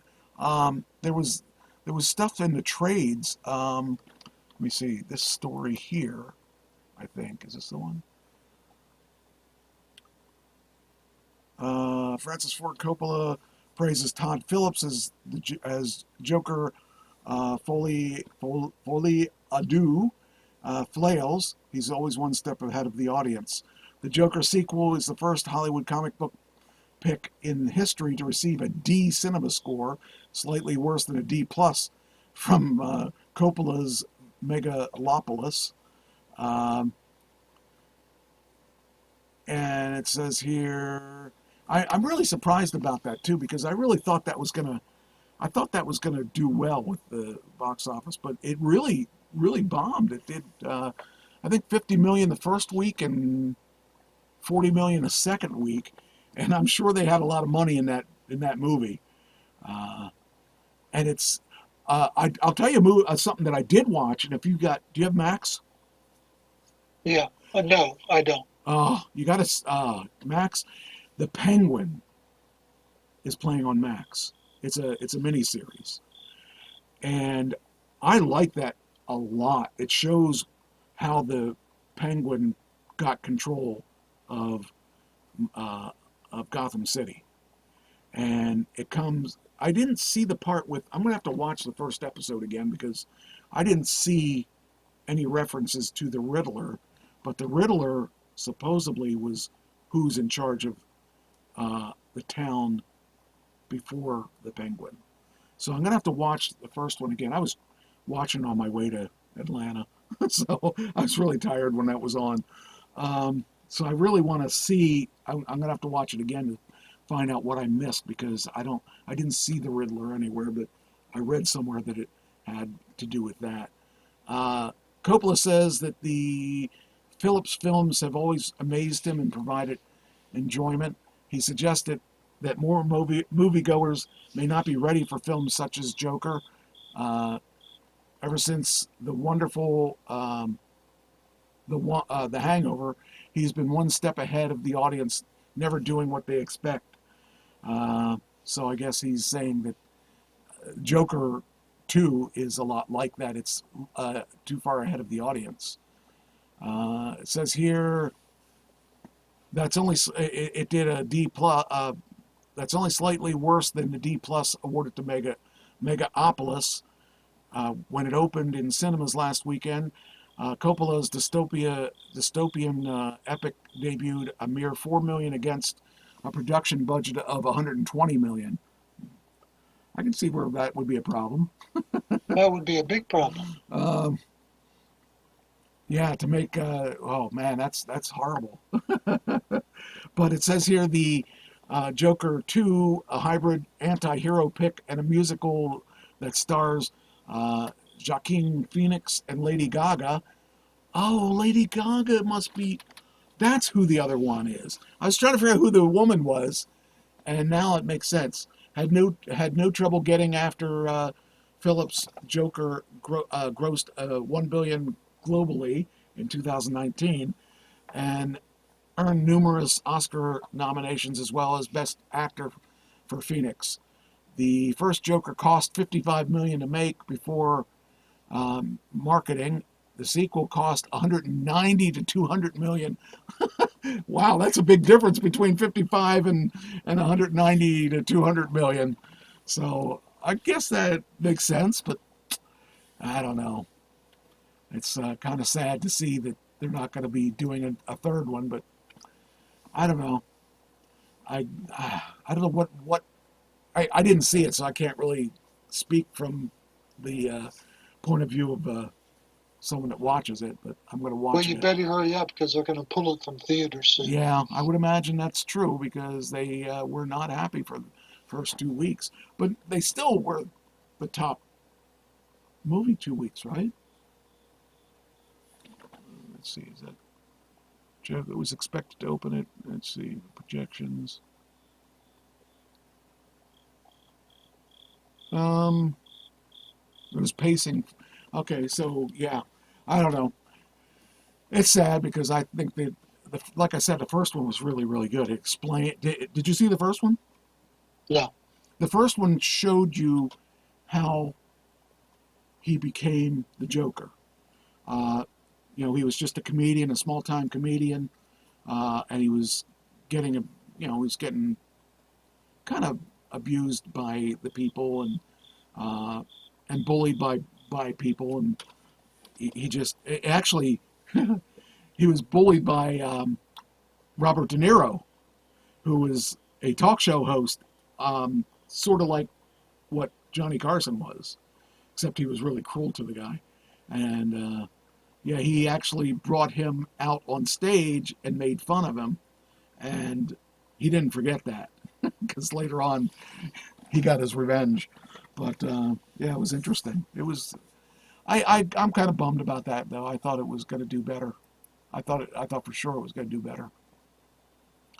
I saw another thing that before I go into that, let me ask you a couple questions. No, I think I'm going to hold off on that. I'm not going to go into that one right now because that one's going to take me a little while. But there is another show that I did watch that I'm going to bring up shortly. What did I do with it? Okay. New England Patriots safety and team captain Jabril Peppers. Did you hear about this? No. He was arrested on strangulation and drug possession charges. Oh, another winner. Yeah, of the National Football League. Yes. Jabril Peppers arrested on assault, drug possession charges prior to Week 5 game versus the Dolphins. See, they need to bring back Tom Brady. Oh, he never did that. It says here, New England. Clean living Tom. Yeah, you bet. New England Patriots safety Jabril Peppers was arrested Saturday on assault and drug possession charges following an incident in Massachusetts. Local police announced that there was an altercation between two people at home that led to Peppers' arrest. The 29-year-old was arraigned on Monday in Quincy District Court. Peppers is expected to be charged with assault and battery with a dangerous weapon, strangulation, and possession of a Class B drug, according that authorities believe was cocaine. Peppers had a not guilty plea entered on all counts, and prosecutors asked him to have no contact with the female victim in the case. So it was so bad that it's one of them girlfriends that wouldn't do what he wanted. You bet. See, all he needs to do is be like Garth Brooks, you know? That's right. Peppers also posted a, what it says posed. But maybe Peppers' idol is Diddy. Yeah, maybe. Peppers posted, it says posed, I think it's posted, a 2,500, I hate when these ads pop up. A 2,500, where's that? Here it is. $2,500 bail. He's next scheduled to appear in court November 22nd, and he waived his rights to appear, appear in court. Why would you waive your rights to appear in court? Because you're pleading not guilty in the first place, so why appear? Oh, yeah. You've posted bond, you've already pleaded. What's the point of going through the formality? Okay, makes sense. That's not a big deal. Yeah. So he lost. In fact, it saves the court time. Yeah, well, that's good. All right. Anyway, so the incident, he's got to deal with it. Well, and he's got bigger fish to fry because the New England Patriots can cut him, and the National Football League could boot him out for a year. Oh. So he's got a couple different things going on. Yeah, that probably was not the best solution. And if they cut him, he loses his contract. Because it's detrimental to the league, his actions. Right. All right, do you know who the richest female musician in the world is? No. It used to be Rihanna. Oh, now it's Taylor. Taylor Swift. Do you know how much she has? She has over $1 billion. $1.68 billion. $1.68 billion. I can't. And she's a young girl. 1.6. I just wonder what it's like to have 1.6. Is she 30 yet? That's a good question. Let's see if it says. Let's see. It's like a billion little stars spelling out her name. Taylor Swift is now the richest female musician with an estimated net worth of $1.6 billion. According to Forbes magazine, the untouchable singer has passed Rihanna, worth $1.4 billion, and Swift's Unstoppable Eras Tour, worth an estimated $600 million in royalties and touring, music catalog worth $600 million, and real estate worth $125 million are part of the reason. Whew. Man, that's crazy. Oh man. Let's see. What was the question you had? Oh, how old I wonder if she was 30 yet. How old is Taylor Swift? 34. Okay. She probably can't even live off that. Yeah, she's too young. That's not enough money. Yeah. Yeah. Oh man. That's crazy. And she's dating someone that barely makes anything. That poor guy. He's living off of her, you know. Yeah. He only is worth about $15 million a year. That's crazy. What do those two have in common? Nothing. Absolutely nothing. He probably thinks that he'll get his new car from her. He might want a Tesla. Yeah. Yep. Tomorrow I'm taking my car in to get an estimate for the damage. Oh, yeah, the damage you accrued. Yep. That little tire accident you had. That little tire blow up. It wasn't my blow up, but somebody blew out a tire. Oh, man. Makes me sad. Makes me really sad. Because, I'm trying to stay clear of all things like that so that my insurance doesn't go up. I'm paying it out of pocket. I'm not even telling the insurance company. All right. Birthdays. See if you know how many of these you get. You have plus or minus 5 years. Simon Cowell. He's 75. Ooh, you missed. 65. He's 65, okay. He just pretends that he's too obnoxious. Joy Behar. Well, she's older than dirt. She is. She is. Joy Behar. I will tell you that she is the oldest person on the birthday list. No, she isn't. She's almost the oldest person. There's one person. Well, I'm going to guess she's 72. She is older than that. She is 82. She's 82? 82. She looks good for 82. And as miserable as she is? Yeah. She is the... You think you'd mellow with age? She is the... What did I say she is? She's 82. There's one person older than her on this list. John Cougar Mellencamp. Oh, he's got to be in his 80s. 73. Ah.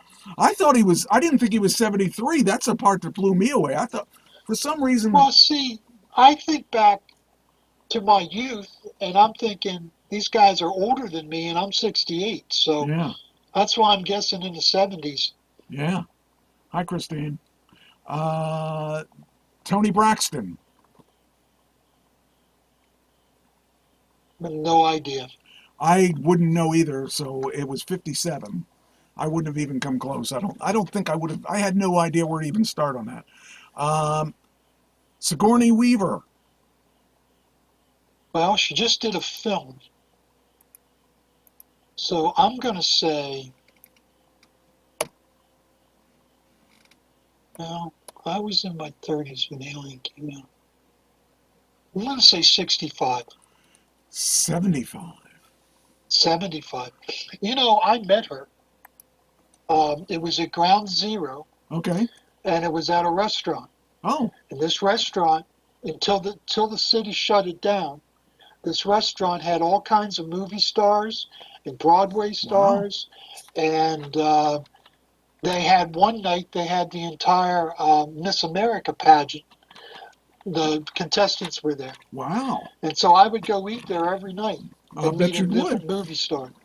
Wow. And I'd meet a different movie star because they'd come in and serve. Wow. Well, it was like the highlight of the day for the firemen and the rescue workers. And, you know, so I'm going through the line and Sigourney was there and I was into aliens.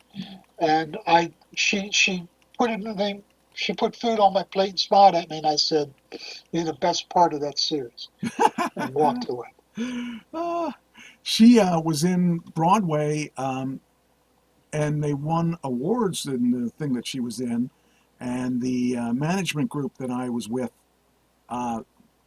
sponsored that show, so they knew her from that. So how about Matt Damon though? Matt's young. He's 55, 60. You got it on that one, 54. Paul Hogan. Now we're going upwards again. He's in his 80s. He is in his 80s. How far in his 80s? 85. He is 85. Nick Cannon. Don't know who that is. Oh, okay. He used to be the America's Got Talent host, but he's 44. Bruno Mars. Yeah. All right. I'm going to show my musical taste. I've heard of him, but I have no idea. That makes two of us, but I wouldn't have known either. 39. That's young. That's real young. Chevy Chase. He's got to be my age. He's got to be in his 70s, 60s, 70s. He's got to be in his 80s.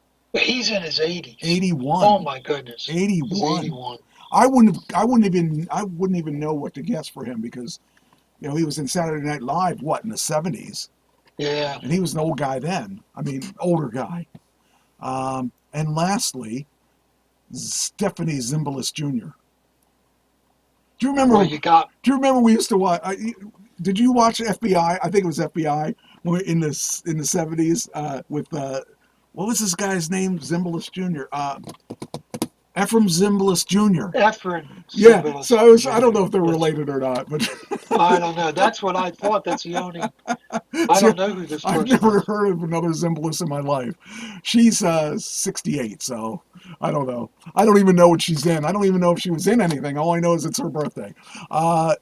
In the history book, American politician John Hancock died in 1793 before he got to sign the papers. John Hancock, before he got to give his John Hancock. Get it? Great Chicago Fire begins, killing about 300 people and destroying most of the city in 1871. Sigourney Weaver was born in 1949. Cats debuts on Broadway in 1982. Office of the Homeland Security is created in the wake of the 9/11 attacks in 2001. That's a little tidbit. I have a little tidbit for you. Edgar Allan Poe. I don't know why he's important on this day. Okay. But he is, for some reason. But he never, ever copyrighted his books. Really? And so his family didn't receive one penny from his myriad collection. Wow. He died when he was 40. He was a drug addict and a drunk. And he never copyrighted anything.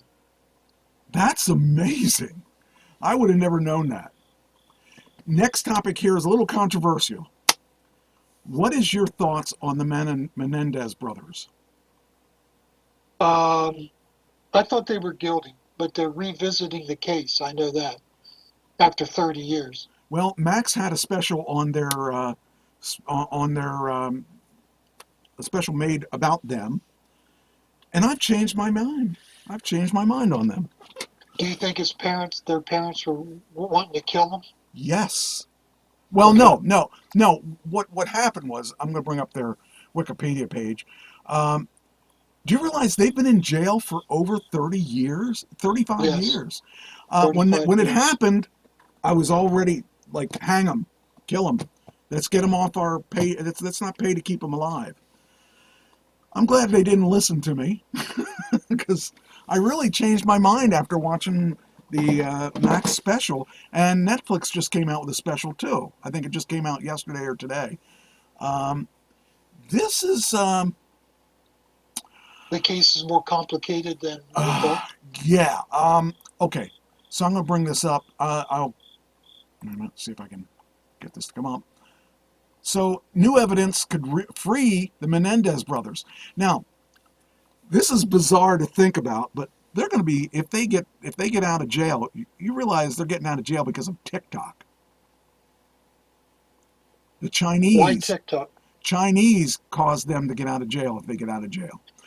Because it's so weird. I mean, it's just weird, but there's been this younger generation that just is learning about the Menendezes.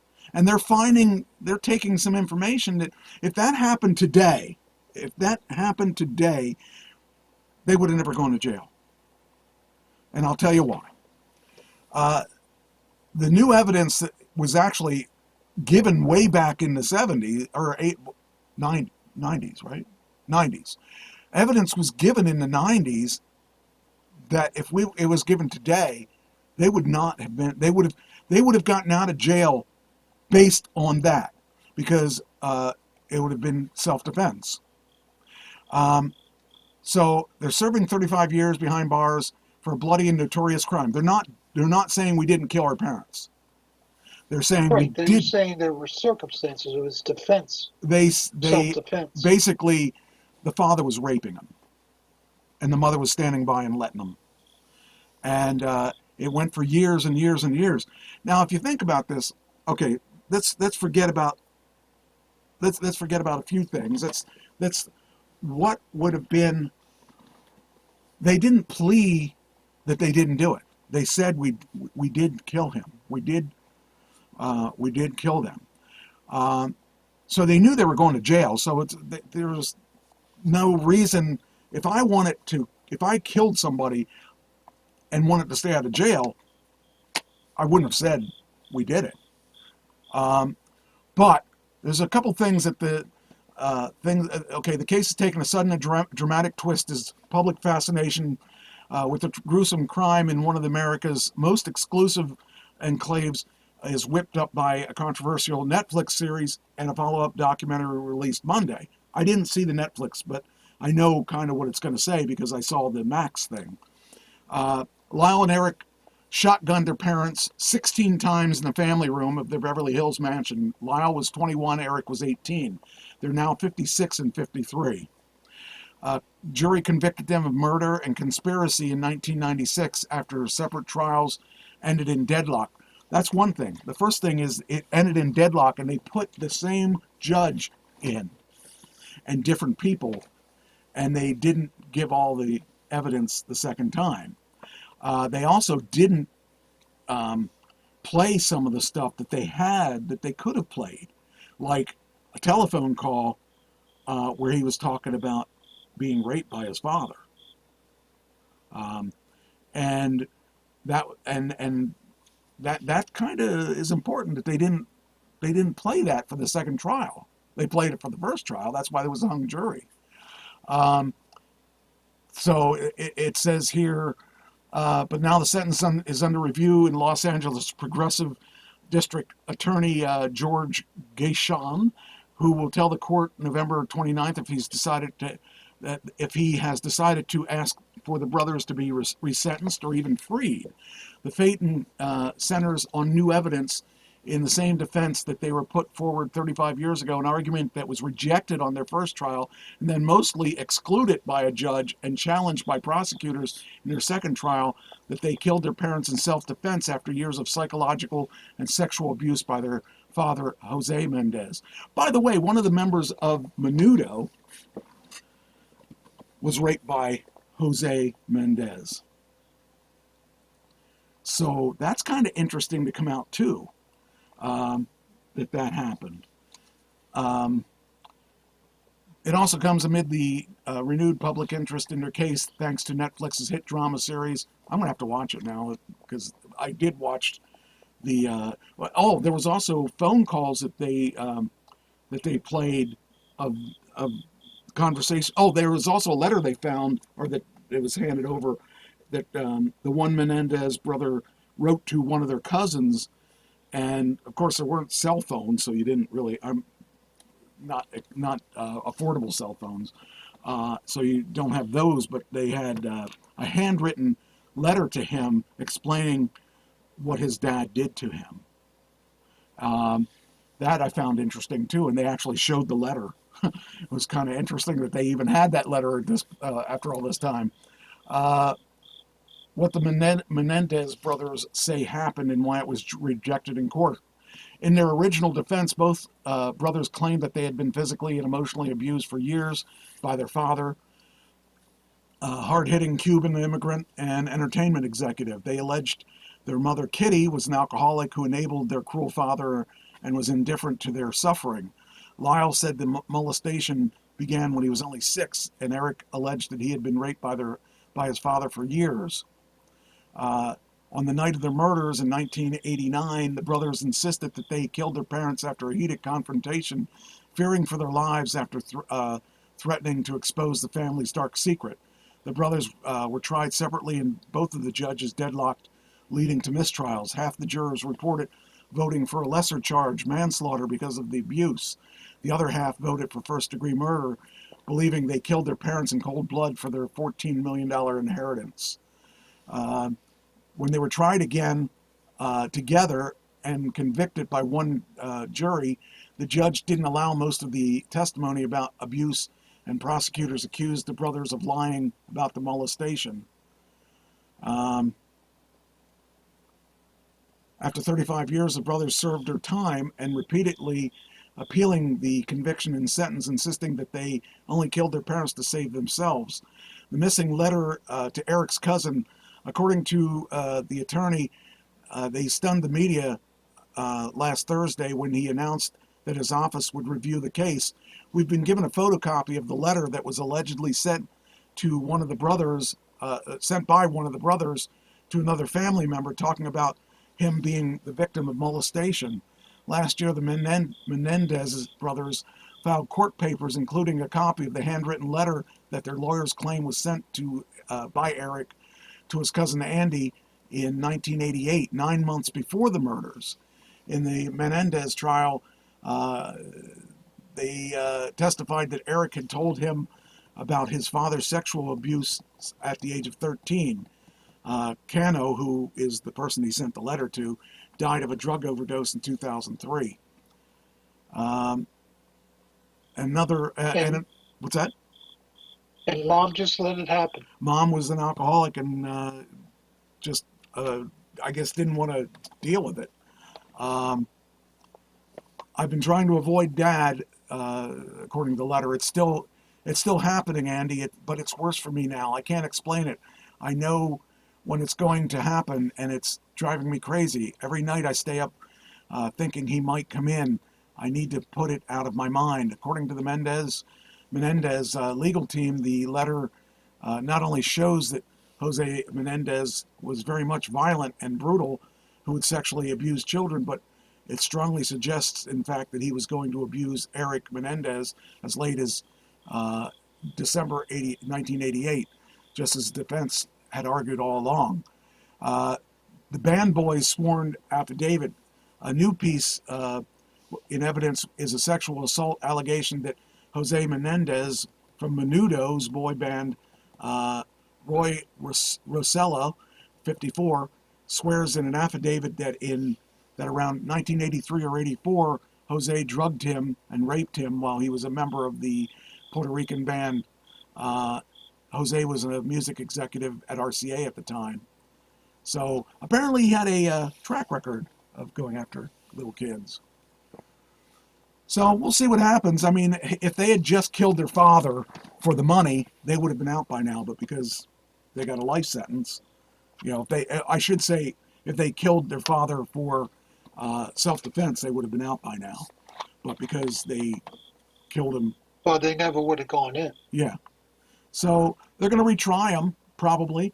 And actually, my opinion of them changed after I saw this video. I was like, wow. I mean, I really would have put them I would have had them shot that as soon as they got but in honesty, I don't think I could do that now.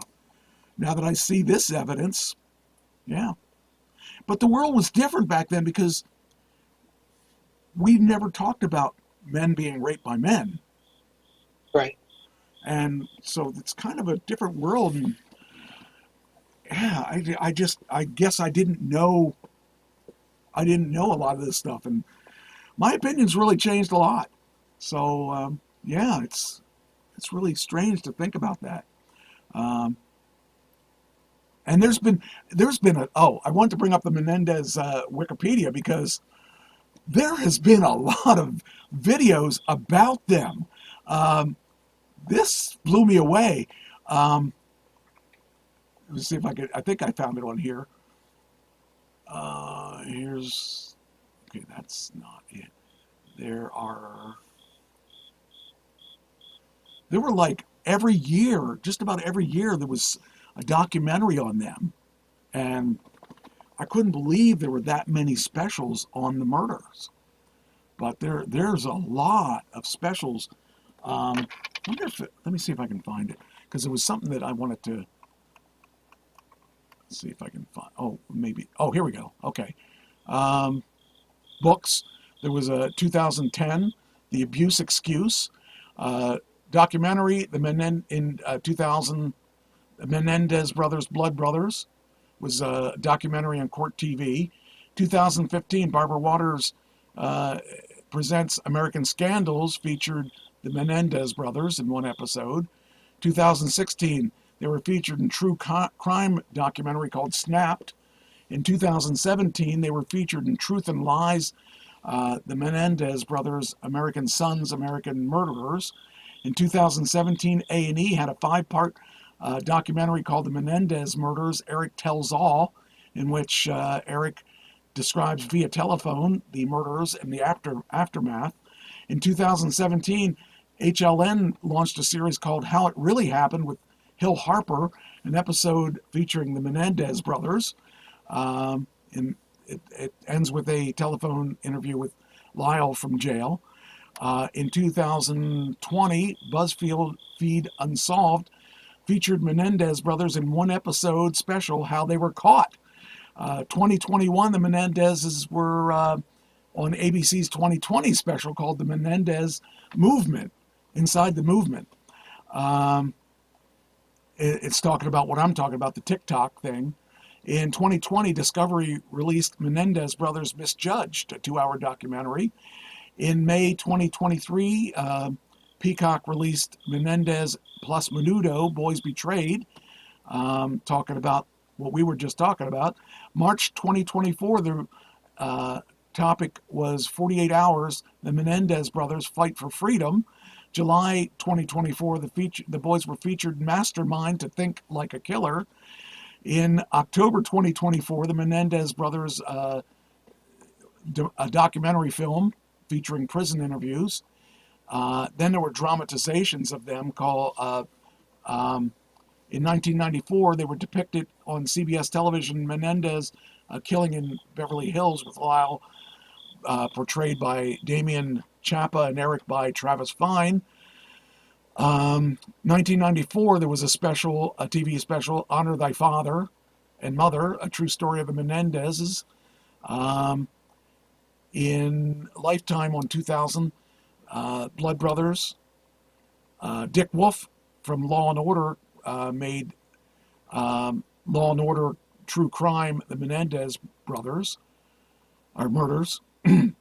Monsters, Lyle and Eric Menendez story, the second season of Ryan Murphy Netflix series called Monster.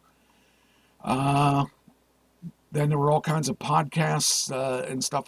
I mean, there were a lot of people that were talking about this stuff.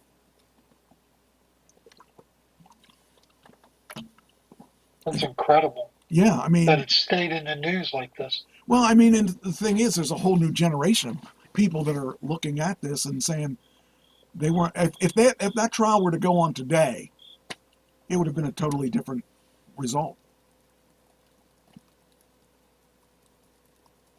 At least I think so. I'm telling you. So I just want to talk about that. I may have to change my mind. I mean, I really thought, what are they going to say that's going to make me change my mind? And I saw that and I said, okay, I think I changed my mind. So, yeah, it's really crazy when you think about the things that they went through. It was on Wikipedia. Yeah, I saw that. Yeah, it's just crazy. It's just the things that if they had done that, if they had killed them today, they probably would have gotten off, or at least definitely not as harsh of a. But I'm really glad they didn't listen to me and kill him. I would have felt bad, but we would have probably never known. But the TikTokers are what have brought this all back together and had people thinking about it and talking about it now. So, all right. How about we talk about something you want to talk about now? Well, I'm just looking at the news, and this hurricane hitting Florida, yes. Quote, Milton may be the most destructive hurricane to ever hit U.S., meteorologists warn. I've heard that, and I have friends that live in Florida. One was, they had just moved from one area to another area of Florida because of this whole thing, to get out of the area, to get out of the way of the storm. So, and they moved right into its path? I think they moved away from the path. But I think it's hitting most of Florida, right? It's taken the whole state. Yeah. Just a matter of degrees. Yes. A Florida mayor sent a dire warning.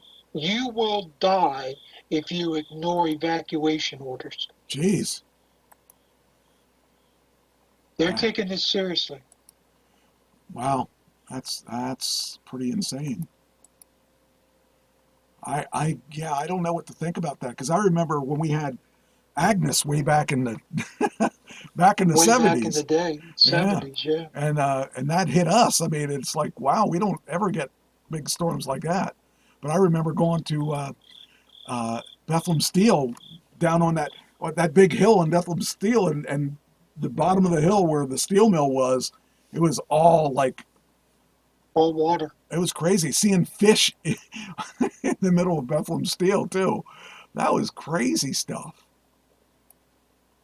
Wow. Well, he's pretty serious if he's saying you will die. So we're living up in the valley, you know, where I grew up. Yeah. And the National Guard comes knocking on our door and saying, you have to evacuate now. And we go, why? You know, it's a hurricane, yeah, but we're up in a mountain. What do we need to evacuate for? And he says, well, because the water's going to come up over the railroad tracks and you'll have no way out of the mountain for days. We can't guarantee we can get in here and bring you supplies. That's freaking... So, my uncle decided to stay, and so we stayed. My dad was in Philadelphia, and my mom, I forget where my mom was at. But anyhow, we stayed because my uncle said we were going to stay. So my uncle and I hiked up the mountain, down the other side, walked to Linglestown Road to a little mini market off of 6th Street, got supplies in garbage bags, hauled them back up, and the National Guard picked us up at the bottom of the mountain and drove us to the top. They killed a rattlesnake for us so we could get out and walk down the hill. Excuse me, not a rattlesnake, a copperhead. Oh, okay. They killed a copperhead still. for us, so we could walk down the hill. That's crazy. We were there. I remember water was coming down off the mountain through the back door to my aunt's house, down the stairs into the basement, and my job was to stand there and collect water in pots and pans. Collect water, take it up, sit it, boil it. That's crazy. And we rode out Agnes up in the mountain. So, yeah, See, we didn't get out for days, and there was nobody coming to help us. Yeah, I would imagine. For me, Agnes was like, it's raining, but I don't see. Back where we were, there was nothing to flood us. We were out in the middle of, just a rural area, so there wasn't really the emergencies that everybody, like we didn't even see any flooding until we left our area. That was in the summer, right? Yeah. Yeah. So we didn't have to go to school or anything, but yeah, that's crazy. Oh man. That's unreal. So that's my experience with Agnes. Yeah. Wow. That's crazy. Who would have ever thought, we were lucky because we didn't really have that kind of, nothing, like I said, nothing was around us. But I do remember going to Steelton to help people that were, ravaged by the destruction of the flooding there, because, man, that was the first big flood I'd ever seen, and I never would have imagined it. But yeah, we were very lucky in that we didn't have to worry about it. Like I said, we had a pond near me. That was about the closest thing we had to, and out where we were, there was nothing to flood. But yeah, jeez. Well, you know the big stone arch bridge that's right up by our place. Yeah. Yeah, Rockville Bridge. Yeah. Where they had coal cars filled with coal the whole way across that bridge on 2 tracks. The one going north and the one going south. Wow. To try to hold the thing in place so it wouldn't break. Because that is a main rail line through the state. Jeez. That's crazy. Who would have thought that we would run into that because like I said, we're not near anything, but that water went up there. They marked the bridge. You could see how high the water was. Yeah. I can't even imagine that kind of water though. But it happened, and we were all just doing what we could do. But I don't know. Fortunately, we all survived. We all survived. So, wow. What else you got? Well, yesterday was the anniversary of Israel's most horrific day since the Holocaust. Okay. It's when Hamas tore across the border and butchered 1,200 people and took 251 people hostage. Jeez. And they've been at war. Israel's been at war with their neighbors for a whole year. There are still hostages that have not been released. They think there's 97 hostages, of which half of them are still alive. And there's 4 Americans. Wow. There's a Keith Segal, grandfather born in California.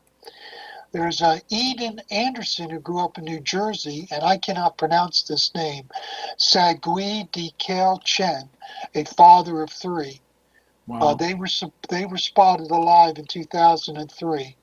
And then an Omar Nutra, a New York native, was shown being pulled out of a tank by Hamas gunmen in a blurry clip recorded in October 7th, 2023. and we do not know if they are alive or dead. Wow. And one of the things that bothers me is nobody's talking about these 4 Americans that are actually hostages or alive or dead. Yeah. Either. In another time or place, there'd be yellow ribbons out for them. Yeah. But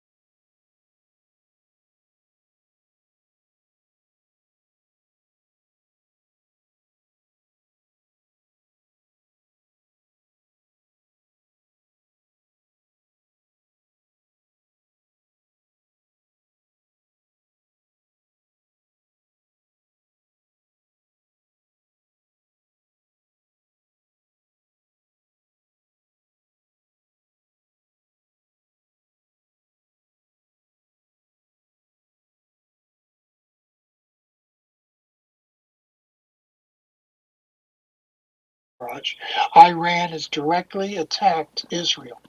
Wow. We are waiting on the response of Israel of what they're going to do to Iran. There is thinking that they are going to attack oil and oil depots. There is thinking that they'll attack military targets. And there is thinking that they could go after the nuclear ambitions of Iran. Wow. So we're waiting on, shall I say, pins and needles, because everybody's scared this thing's going to blow up into a much wider war. Yeah. They're also fighting the Houthis in Yemen. The Houthis in Yemen are holding up shipping in the Red Sea. They're firing on ships that don't fly the right flags and trying to sink them. And they have one or two. They fired on U.S. military ships there to protect the ships, the container ships that are trying to get through there with supplies. Yeah. And then we go in and destroy half of the Houthis' weapon systems. Right. So we're involved in this little war. I don't know if anybody knows that, but we are. And we helped shoot down the missile barrages in both instances. So we've helped Israel to defend themselves against Iran. Wow. And who knows what secret stuff is going on. Yeah. Is that stuff doesn't make the news. Yeah. So who knows how else we're involved. This thing is a year old, and it's gotten worse. And